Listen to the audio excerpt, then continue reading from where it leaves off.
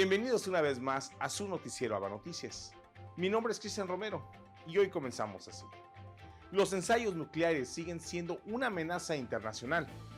En este contexto, se rememora el Día Internacional contra los Ensayos Nucleares. Cada 29 de agosto se conmemora el Día Internacional contra los Ensayos Nucleares, en recuerdo a la clausura del polígono de Semipalatinsk, la principal instalación de pruebas nucleares de la antigua Unión Soviética. Aunque hoy en día el peligro de los ensayos nucleares sigue siendo una amenaza internacional. Hay que empeñarse por un mundo sin armas nucleares, aplicando plenamente el Tratado de No Proliferación en la letra y en el espíritu, hacia una total prohibición de estos instrumentos. Las armas nucleares son el armamento más peligroso del planeta. En la actualidad, numerosas organizaciones estudian los peligros que podría ocasionar reavivar el fantasma de una guerra nuclear. Una de ellas es la Fundación de Gasperi. Recientemente han impulsado la web freedomanatomy.com para profundizar temas de defensa, en especial los aportes de la Organización del Tratado del Atlántico Norte. El proyecto fue presentado en la edición número 40 del Meeting de Rimini. Con esta exposición queremos mostrar la profunda importancia de la Alianza Atlántica, incluso después de muchos años de su fundación, porque la seguridad global está cambiando mucho en sus características. Por lo tanto, ningún país, ninguna persona puede considerarse segura. Todos deben organizarse y adaptarse continuamente a los nuevos desafíos. La Iglesia queda de luto una vez más. Ha fallecido el cardenal Achille Silvestrini. Con su muerte, el Colegio Cardinalicio ha quedado con tan solo 215 miembros. El Colegio de Cardenales perdió a un miembro, Achille Silvestrini, quien falleció en Roma a los 95 años de edad. Fue un purpurado de larga trayectoria diplomática. Preparó algunos viajes papales delicados, como el de Nicaragua y El Salvador en 1983 o Polonia en 1987. También estuvo en Argentina a causa de la Guerra de las Malvinas en el 82. Achille Silvestrini fue creado cardenal en 1988 por Juan Pablo II. 3 años más tarde fue nombrado prefecto de la Congregación para las Iglesias Orientales. Estuvo al frente de este dicasterio durante 9 años hasta el año 2000, cuando renunció por límite de edad. Tras su fallecimiento, los obispos de Colombia hicieron conocer su mensaje en respuesta al nuevo alzamiento armado guerrillero de las FARC en ese país. La paz es posible. Los obispos católicos de Colombia, conocido el anuncio de un grupo de excombatientes de la guerrilla de las FARC, de retomar la vía de las armas, reafirmamos, primero, la paz es posible si verdaderamente la queremos. Y si la paz es posible, es un compromiso de todos. Las armas y la violencia solo engendran destrucción, dolor y muerte, y no hay nada que justifique recurrir a la guerra con fines ideológicos. Segundo, esta coyuntura nos pide una reflexión serena y ponderada, con la mirada puesta en el bien de todos, sobre los pasos que hemos dado, lo que debemos asumir y corregir, así como lo que nos falta para alcanzar la reconciliación y la paz. Tercero, la situación que vivimos no es para cansarnos en el propósito de la reconciliación, aunque sea una tarea ardua. Hace 2 años el Papa Francisco nos dijo, no se dejen arrebatar la esperanza. Hoy se impone con mayor fuerza la exigencia de trabajar juntos por la paz, con la búsqueda del bien común, el desarrollo integral y las transformaciones que conduzcan a la equidad social. Cuarto, animamos y acompañamos a todos aquellos que por medio del diálogo y la negociación se decidieron por la reincorporación a la vida civil y democrática y se mantienen firmes en ella. Quinto, la 32ª Semana por la Paz, que tendrá lugar del 2 al 9 de septiembre próximos, ha de ser una ocasión para avivar el compromiso de todos a favor de la reconciliación para convertir nuestro país en un territorio de paz. El Estado salvadoreño decidió suspender el servicio de capellanía militar de Monseñor Fabio Colindres y le concedió una liquidación laboral que asciende a casi $100,000, tras el retiro que él mismo solicitó. Todo en medio de un nubarrón de críticas en todos los niveles sociales de ese país. Vamos a verlo. Al final de esta misa quisiera decir una palabra muy sencilla. En las redes sociales ha estado mi nombre sonando muy fuerte en los días pasados y yo he guardado silencio. Cuando se guarda silencio significa que a palabras necias, oídos sordos. Además significa que a veces los hombres tenemos que tomar la decisión de dejar las cosas en las manos de Dios. Dios sabe lo mejor. Quiero decir para todos los que me conocen que no ha sucedido nada injusto ni nada ilegal. Todo es correcto lo que ha sucedido. Pero siempre hay personas que o por ignorancia o por maldad pretenden destruir a los demás con sus comentarios. Es el evangelio de hoy. Solo quiero decirles que yo estoy en paz. Solo quiero decirles que hoy he celebrado la misa con tranquilidad como siempre lo he hecho. Y quiero agradecer sus oraciones y quiero perdonar de corazón a tantas personas que aprovecharon el tema para expresar su resentimiento con la iglesia, su resentimiento con los sacerdotes o con mi persona, por los motivos que sean. Perdono a todos con amor y tomo la decisión de seguir adelante con alegría y con esperanza. Así que todo en las manos de Dios, especialmente para los que me conocen, no hay nada de qué sentirnos ni tristes ni avergonzados. Todo lo que ha sucedido es legal y es correcto y no hay ningún motivo para esconder nuestro rostro. Al final de esta misa quisiera decir una palabra muy sencilla. En las redes sociales ha estado mi nombre sonando muy fuerte en los días pasados y yo he guardado silencio. Cuando se guarda silencio significa que a palabras necias. Bajo un fuerte asedio policial, los familiares de más de 100 manifestantes encarcelados injustamente en Nicaragua realizaron una misa para exigir su libertad. La actividad religiosa se realizó en la ciudad de Masaya. Con un fuerte despliegue policial, cientos de manifestantes participaron de una misa para exigir la libertad de más de 130 manifestantes arrestados por razones políticas. Edwin Román, párroco de la iglesia San Miguel Arcángel de la ciudad de Masaya, denunció el asedio de la Policía Nacional. Lo que estamos viviendo en este momento, el asedio a la parroquia, no es libertad. Hemos venido aquí al templo cantidad de fieles a orar por la liberación de presos políticos, a dar un poco de consejo a las madres, a la familia.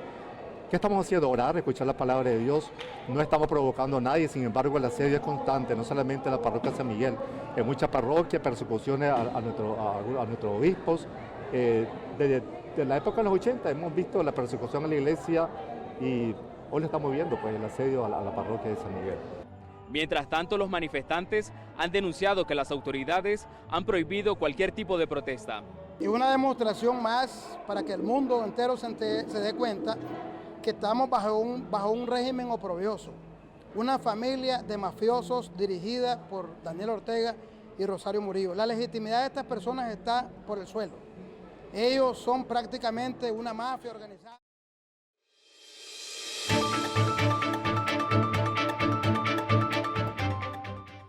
Y en Noticias del Mundo les decimos que Iván Márquez, líder de las FARC de Colombia, se volvió a levantar en armas, justificado en el derecho universal de los pueblos de levantarse en armas contra la opresión. Para algunos, un golpe directo al proceso de paz, el pronunciamiento por parte del ex negociador de las FARC en La Habana para el acuerdo de paz, en el sentido de retomar las armas. Hay una justificación por parte de Iván Márquez en el sentido de que no se ha cumplido con los acuerdos de paz. En cierta medida, esa postura tiene gran sentido porque hasta ahora se ya ha adelantado más o menos 15% de los acuerdos en totalidad. También asegura sobre el tema de garantías jurídicas. Recordemos que Márquez llegó a un espacio territorial por la detención de Jesús Santrich, por el montaje que se le estaba perpetrando en ese momento a Jesús Santrich sobre temas de narcotráfico. Todo esto generó una disputa entre los integrantes y decidieron, por último, tomar las armas. Pero eso también tiene un inicio. Recordemos que durante las negociaciones el Centro Democrático, el partido de extrema derecha, fue uno de los incisivos para que este acuerdo de paz no saliera adelante. También cabe resaltar que el actual gobierno, el del presidente Iván Duque, ha tratado desde el comienzo frenar la implementación. Recordemos que en el Congreso se negaron las 16 curules para las víctimas. Hasta el momento no se ha radicado ni siquiera el proyecto de restitución de la reforma agraria rural integral. Tampoco se ha logrado desmantelar o no se ha querido desmantelar el paramilitarismo en diferentes regiones del país, que viene asesinando a líderes sociales y también a excombatientes. Es todo un proceso de mentiras desde, por ejemplo, la votación del acuerdo de paz, ese voto popular del cual se perdió en las urnas. Desde ese momento, esas mentiras y colocar palos en la rueda consecutivamente para frenar el proceso de paz, la implementación, dan como resultado esto que se acaba de suceder el día de hoy en Colombia.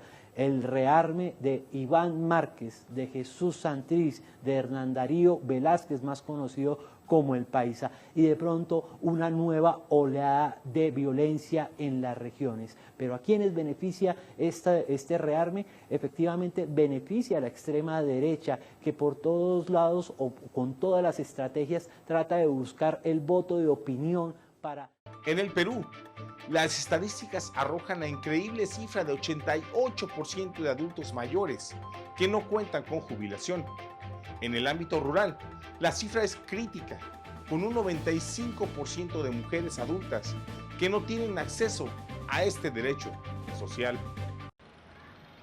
Nicolás Anco tiene 75 años, 48 de los cuales trabajó en el campo y como empleada doméstica. Nunca tuvo derechos laborales y hoy, sin pensión, vive en la miseria. De aquellos tiempos, ¿no? Los patrones explotaban demasiado a las empleadas domésticas, como a las trabajadoras de la chacra. Nunca hemos tenido, pues, y aparte de eso, de que nunca ha habido un estudio como debe de ser, un estudio, pues, de parte del Estado, ¿no? Nunca nos han obligado a estudiar siquiera. Y entonces, por esa misma razón, nosotros no sabíamos qué era la viejez. Al igual que Nicolás, el 99.5% de las mujeres adultas mayores de zonas rurales en Perú no tienen acceso a una jubilación, mientras que el 88% no completó estudios básicos, según el último informe de la Defensoría del Pueblo, basado en la Encuesta Nacional de Hogares y en la Encuesta Nacional de Programas Presupuestales. Las cifras a nivel nacional también son alarmantes. El 87.73% de las personas mayores no están afiliadas a ningún sistema de pensiones y además el 51.41% no recibe ninguna pensión de jubilación, de viudez, orfandad, sobrevivencia ni accede al programa Pensión 65. Más de 3 millones de adultos mayores están desamparados por el Estado, mientras otros 700.000 lograron una paupérrima jubilación, según cuentan los representantes de la Coordinadora Nacional de Jubilados de Perú. Desde el año 2001 a la fecha percibimos una pensión miserable de 270 soles, la pensión mínima, y 415. Esa pensión nos paga el Estado a través de la ONP. Nosotros hemos trabajado de 20 a más de 40 años. Hemos aportado, nos han descontado de nuestros sueldos, ¿no?, para el fondo de pensiones. Pero lamentablemente el Estado nos trata mal, nos engaña, nos estafa, porque no hay aumentos. Las políticas públicas sobre envejecimiento poblacional son casi nulas. Los gobiernos de turno han invisibilizado la problemática de más de 3.500.000 peruanos mayores de 60 años, quienes sobreviven, algunos con el apoyo familiar y otros en la indigencia. Verónica Insausti, Telesur, Perú. En la República de Chile, el precio de las viviendas las hace inaccesibles para los ciudadanos. Una familia promedio debería ahorrar el 100% de su salario durante 6 años para poder acceder a un hogar. La Cámara Chilena de la Construcción realizó un estudio donde se reveló que el acceso a la vivienda en el país es severamente no alcanzable para el ciudadano promedio. En esa línea, el Índice de Acceso a la Vivienda, conocido como PIR, realizó un cruce entre el ingreso promedio de los hogares y el promedio de una vivienda, y el nivel llegó a 7,6, lo que muestra que una familia promedio necesita ahorrar el 100% de ingresos en un periodo de 7,6 años para obtener una casa o departamento. Javier Hurtado, gerente de estudios de la Asociación Gremial, afirmó que en el desglose por ciudades, Temuco destaca como el primer lugar del país donde es más difícil comprar una casa con el PIR de 8,8, seguida por Concepción de 7,7 y la capital del país, Santiago, con un PIR de 7,4. Y todas están en el rango severamente no alcanzable en el acceso a casa propia. Asimismo, Hurtado afirmó que en el congelamiento de planes reguladores, que acentuó la restricción a la densificación a contar del 2013, es de las principales causas del aumento de precios de las viviendas en Chile.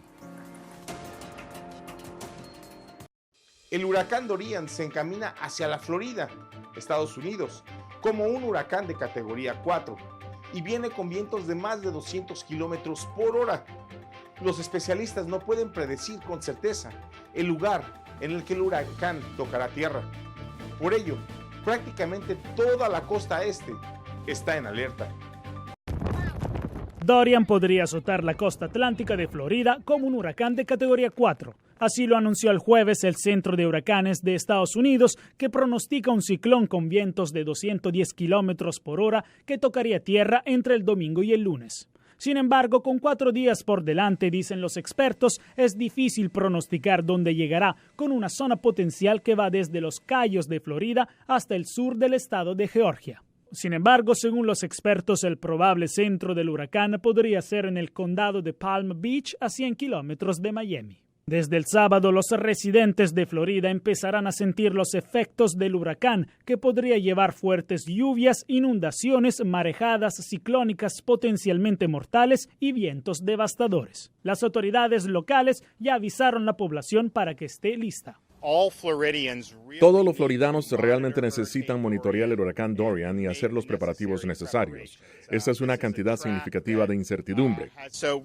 Realmente la clave es tener un plan y hacer esos preparativos ahora mismo. El huracán Dorian es un fenómeno que está desafiando todas las previsiones de los meteorólogos. De hecho, tenía que ser máximo un huracán de categoría 1 que habría afectado Puerto Rico y la Española antes de perder fuerza. Por el contrario, cambió de dirección impactando las Islas Vírgenes de Estados Unidos y Reino Unido y solamente flanqueando Puerto Rico. En el Caribe, los daños materiales han sido limitados, mientras no se señalan víctimas relacionadas con el paso de Dorian. En Puerto Rico, donde se temía el impacto después que 2 huracanes devastaron la isla en 2017, el peligro no se concretó. Ahora se pronostica que las aguas calientes en el Océano Atlántico, típicas de esta temporada, fortalecerán a Dorian hasta convertirlo en categoría 4, que se está dirigiendo hacia las Islas Bahamas, donde llegará el domingo. El estado de emergencia ha sido declarado en 26 condados de Florida, prácticamente toda la costa este. Jacopo Luzzi, Voz de América. El informe sobre el aumento del nivel del mar, preparado por la misma ONU, arroja una proyección de 280 millones de personas desplazadas por las inundaciones a causa del calentamiento global.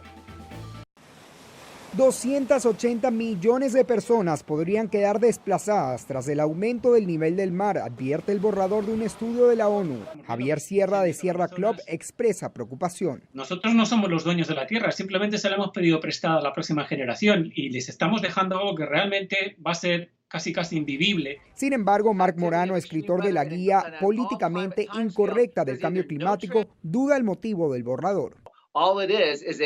De lo que se trata es de un informe de miedo, diseñado específicamente para hacer que los gobiernos actúen, entre comillas, sobre el clima, para ayudar a la política. Los científicos serios que estudian el clima no van a prestar mucha atención a esto. Este informe no es sobre la ciencia. Mientras tanto, otros ambientalistas como Arlo Henfield de Greenpeace USA temen por la seguridad nacional del país con la proyección de tantos desplazados.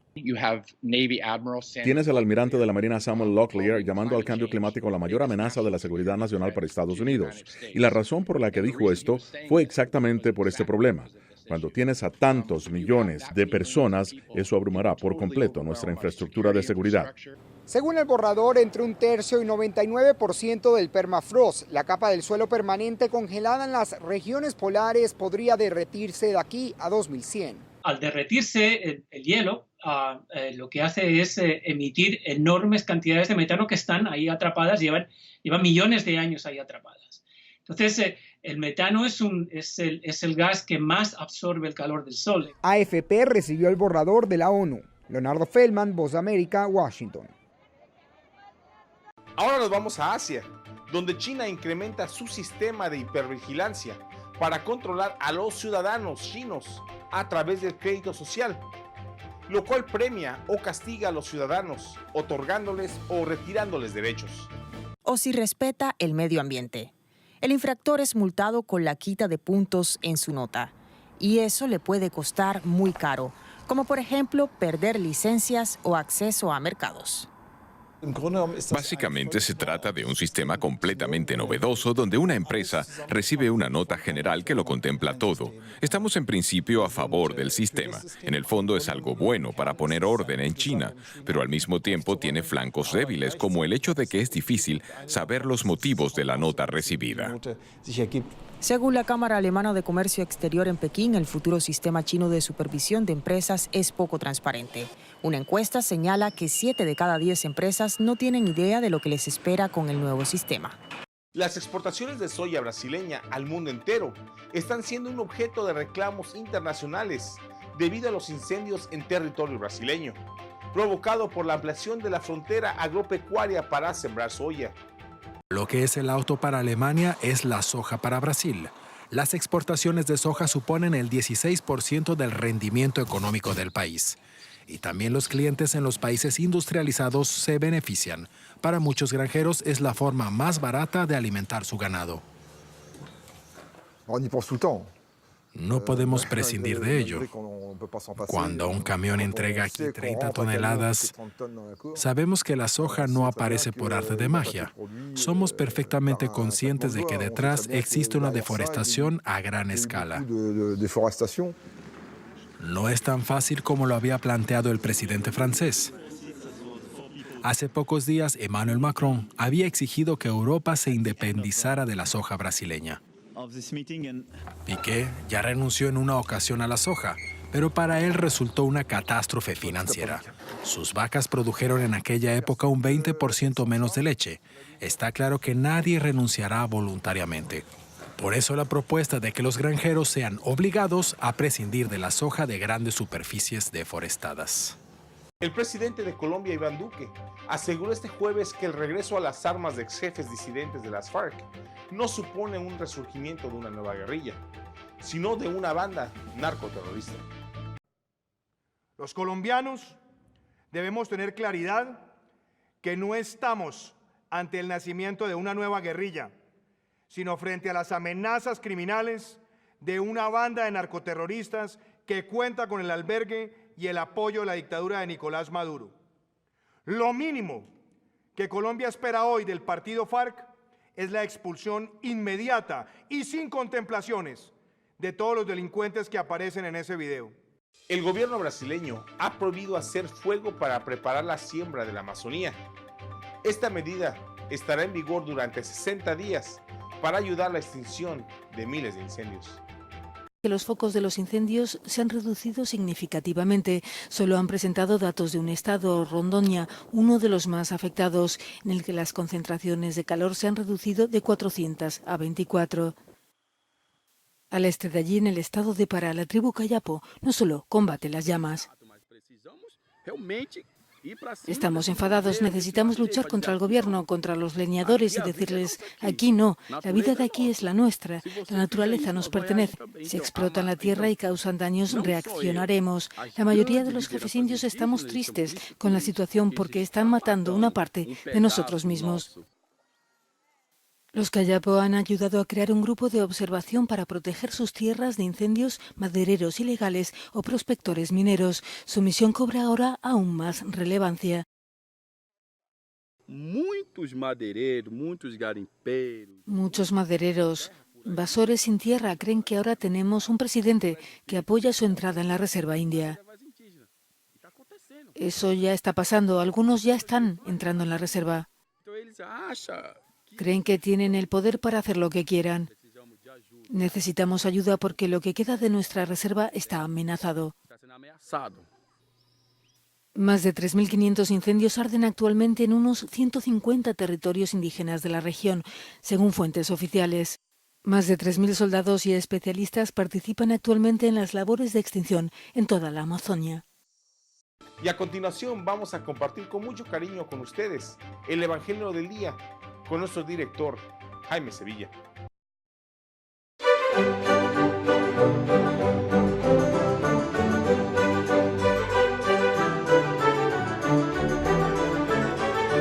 En el Evangelio de hoy, tomado del capítulo 25 de Mateo, tenemos la historia de las 10 vírgenes, 5 necias, 5 sensatas. Y entonces ya todos conocemos el contenido de esta parábola. Las 5 sensatas cogieron el aceite extra para las lámparas para esperar al esposo o al rey porque llegaba en cualquier momento. Y entonces las necias, sin embargo, en la prisa, pues dejaron el aceite y se fueron. También, cuando pasada la noche, se escuchó la voz que llegaba el rey. Las necias le dijeron a las sensatas que ya no tenían aceite y que sus lámparas iban a apagar, que les compartieran el aceite que ellas tenían. Y ellas le dijeron, por si al caso no alcanza para todas, mejor vayan ustedes a conseguir el aceite. En eso llegó el esposo, llegó el rey, y al llegar se cerró la puerta. Cuando llegaron las necias de regreso, tocaron la puerta y el rey le dijo, no sé quiénes son. Alguien podría decir, ¿no cree usted que estas vírgenes sensatas fueron egoístas al no darles o compartirles el aceite que tenían con las 5 necias y así pudieran entrar juntos a la cena, al banquete del Señor? No, lo que fueron prudentes, porque sabían ellas que tenían el aceite exacto para esperar la venida de Jesucristo. De esta forma el Señor nos invita a nosotros de que también nosotros nos preparemos, porque nadie sabe ni el día ni la hora, pero cuando nosotros veamos que ya se acerca, es cuando nosotros debemos estar preparados. Ahora, ¿a uno lo llamará de niños? Es posible, pero quizás los niños llegarán hasta la vejez. Llegada la vejez, ahí va a ser entonces el contratiempo. Mira, danos de este aceite porque ya no tenemos. No, ya el Señor ya llegó a tu vida y a mi vida. Y ahí se cerrará la puerta. Que el Señor los bendiga. Un sismo de 6.3 grados en escala de Richter se sintió frente a las costas de Oregon, Estados Unidos. Aunque el temblor no se sintió en tierra firme, hizo ver que debemos estar preparados para afrontar sismos de esta magnitud. El Servicio Geológico de Estados Unidos informó que un terremoto de 6,3 grados sacudió la mañana de este jueves la costa de Oregón, en el noroeste de Estados Unidos. Por medio de un mensaje publicado en Twitter, el USGS indicó que el epicentro del sismo se localizó 284 kilómetros al oeste-noroeste de la ciudad de Bandon, en el estado de Oregón, a una profundidad de 5,4 kilómetros. El temblor, no obstante, no originó una alerta de tsunami para las costas de Estados Unidos. Tampoco hubo reportes inmediatos de personas heridas o daños estructurales. Según medios internacionales, el movimiento telúrico fue sentido.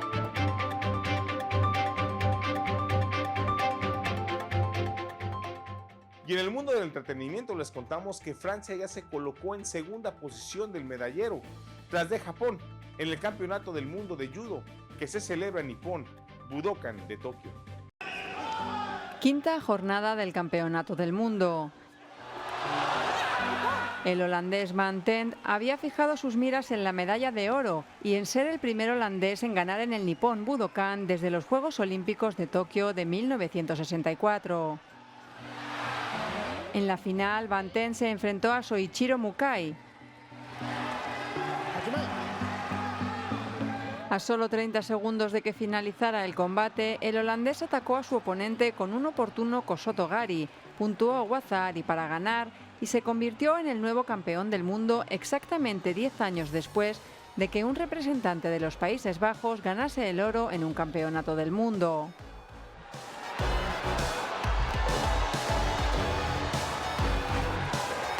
Manuel Larrañaga, presidente de la Confederación Panamericana de Judo, le entregó su medalla. Tenía en mente a Anton Geesink, el holandés que ganó en este estadio. Se llevó el oro peleando contra un judoka japonés. Pensaba en él, su espíritu estaba conmigo. Eso me dio fuerza, sabía que iba a pelear contra un japonés y pensé, allá vamos, voy a continuar lo que hizo. En el fútbol europeo les contamos que el partido de fútbol entre Niza y el Olympique de Marsella fue detenido varias veces por el árbitro, tras el despliegue de pancartas con mensajes homófobos. Los mensajes homófobos desplegados en varias pancartas en el partido del miércoles entre Niza y Marsella hicieron que el encuentro se interrumpiera varios minutos. Se trataba de un ataque al nuevo dueño del Niza, el británico Jim Ratcliffe, con varios eslóganes homófobos. Los dos equipos cierran filas en torno a la decisión del árbitro.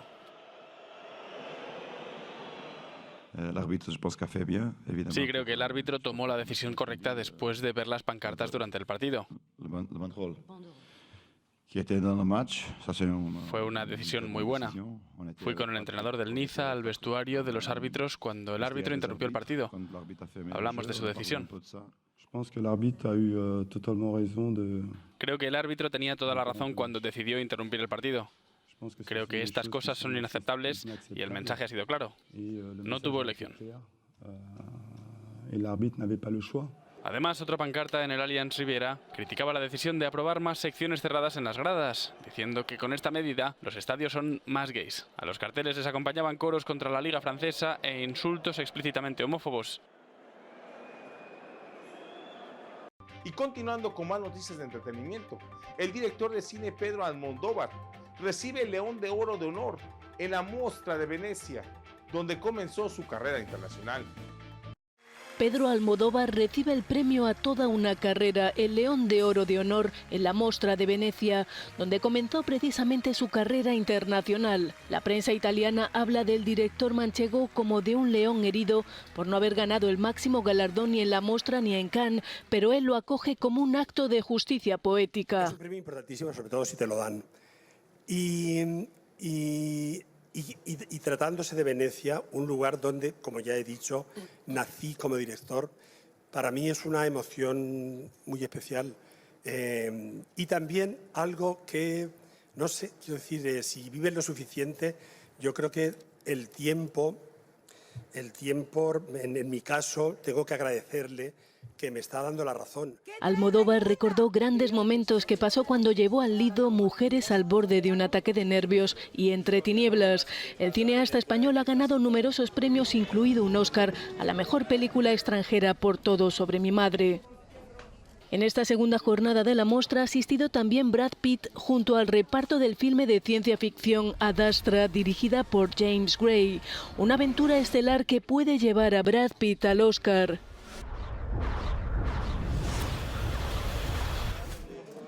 La Mostra de Venecia se celebra hasta el 7 de septiembre.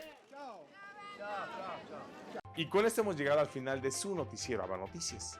Muchas gracias por su preferencia y continúe viendo nuestra programación. Recuerde que estamos en Roku TV y Amazon Fire. Ahí nos vemos y que Dios les bendiga.